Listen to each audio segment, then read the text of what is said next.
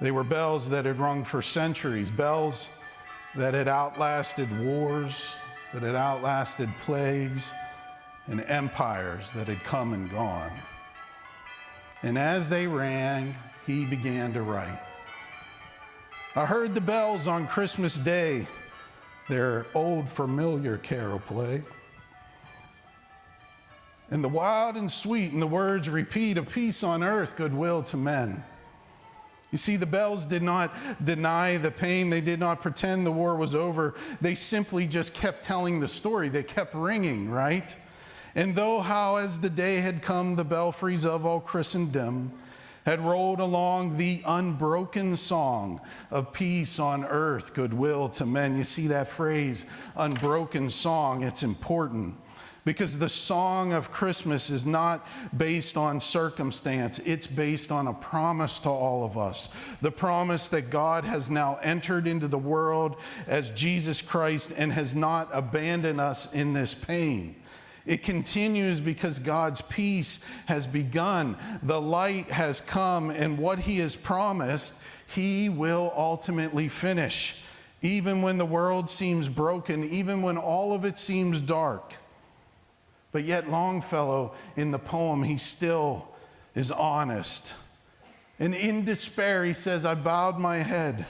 There is no peace on earth, I said, for hate is strong and mocks the song of peace on earth, goodwill to men. And this is not unbelief, it's lament. And lament has always been the language of God's people. Why do you hide your face, O Lord? Why do you forget our affliction and oppression? Psalm 144. But Advent is a waiting, and it does not stop at lament. It continues to look forward. Then pealed the bells more loud and deep. God is not dead, nor doth he sleep. The wrong shall fail, the right prevail. With peace on earth, goodwill to men. That line is theology in prophetic form. He who keeps Israel will neither slumber nor sleep. Psalm 121. The Lord is righteous. He loves righteous deeds. Psalm 11:7. And of course, the light shines in the darkness, and the darkness shall not overcome it. John 1:5. The bells, you see, that ring, they preach what Advent proclaims, that God has not abandoned the world. He comes right into it and continues to ring. Till ringing, singing on its way, the world revolved from night to day.